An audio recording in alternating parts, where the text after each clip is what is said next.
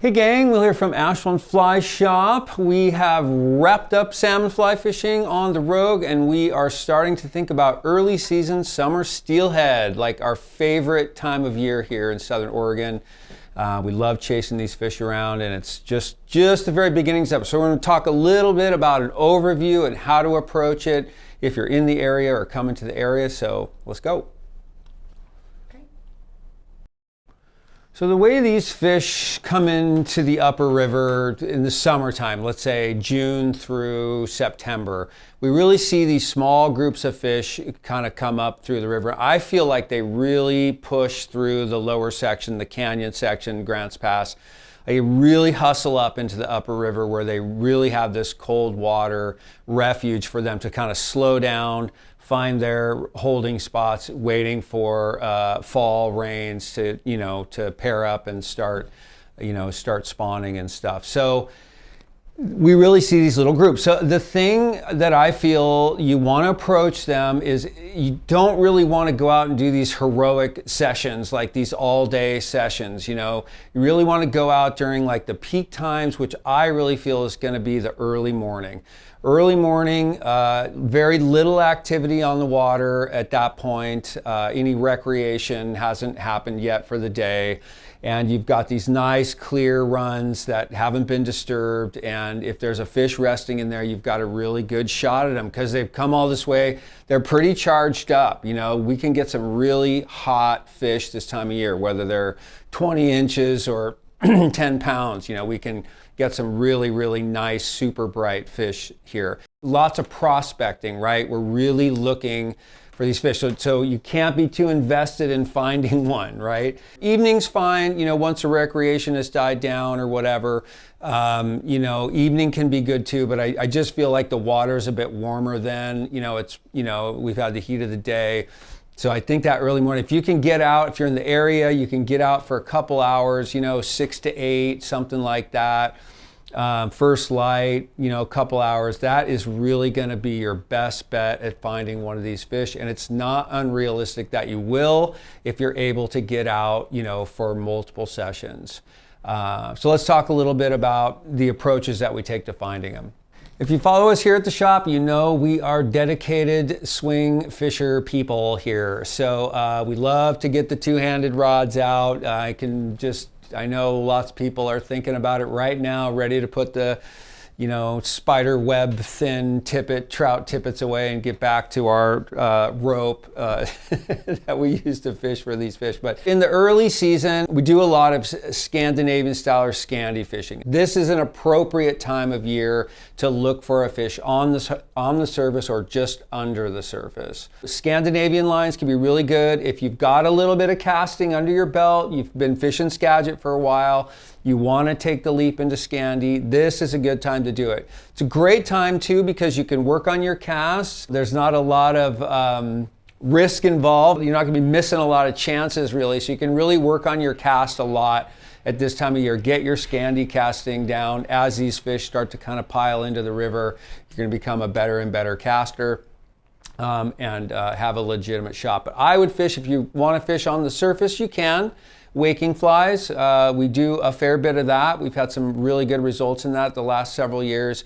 Or subsurface, fishing a slightly, like an intermediate tip with a more traditional fly. That's a great way to approach them this time of year as well. This is the time of year we see a lot of people fishing in that top, 1 to 2 feet of the water column. So Scandi is really realistic this time of year before the water cools off later in the year. Let's say you're just getting started two-hand casting, or you're just a dedicated Skagit fisherman, a lot like myself. You still can approach these fish very, very easily in the top. I really love fishing, like I mentioned before, I really love fishing an intermediate tip this time of year, and I can fish my traditionals, and I'm still fishing in that top section of the water. And I've got, I know my cast, and I would say, if you're just kind of getting going with this, like stick to the Skagit, stick to what you know.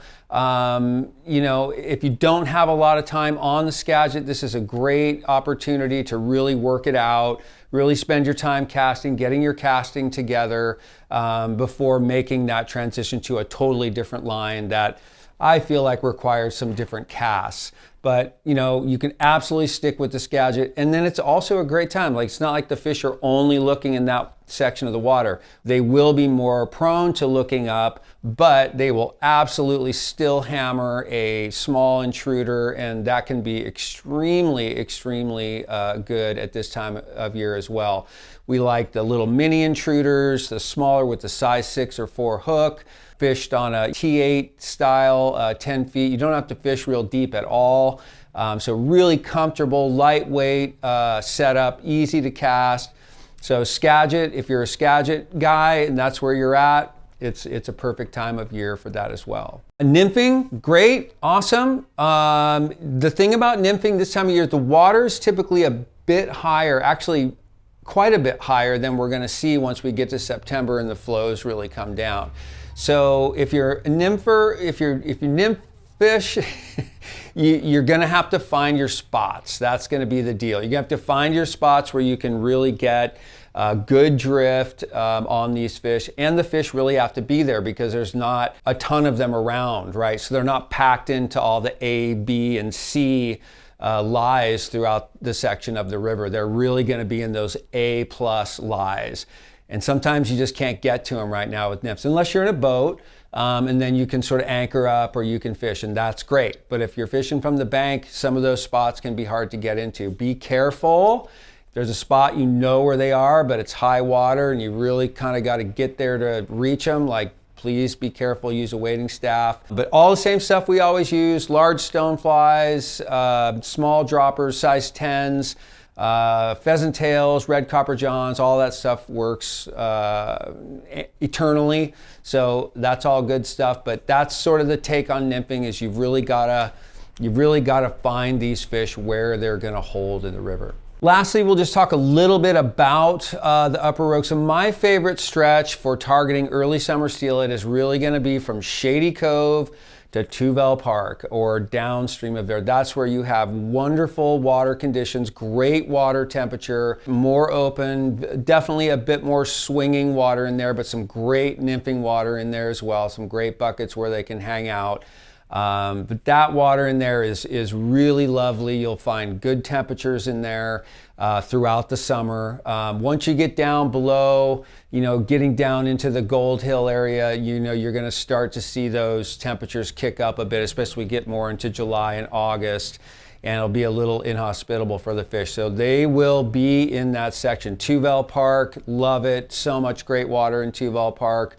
Fisher's Ferry downstream, they're still running jet boats down there, but if you blasted through an early run down there, you could probably get into some nice undisturbed water. But that section of the river I find is highly productive for early summer fish. I feel like Shady Cove upstream, they're in there. There's no doubt there's going to be some fish in there. I just feel like these early summer fish, they just love that stretch for some reason. So don't overlook that upper chunk. I just think they're maybe harder to find in there. That's the section that I would focus on. Great. Well, thank you for hanging in there. Hope you got some good, useful information out of that. We're going to be watching the Huntley seine counts. We didn't have a great run last year, so we really have our fingers crossed that we'll see a few more fish this year. I'll give you some updated counts as we go along, tell you about our customer success, what guides are doing. So follow along and we'll really give you an idea of what to expect in the Rogue for early summer steelhead fishing for 2025. All right, see you soon.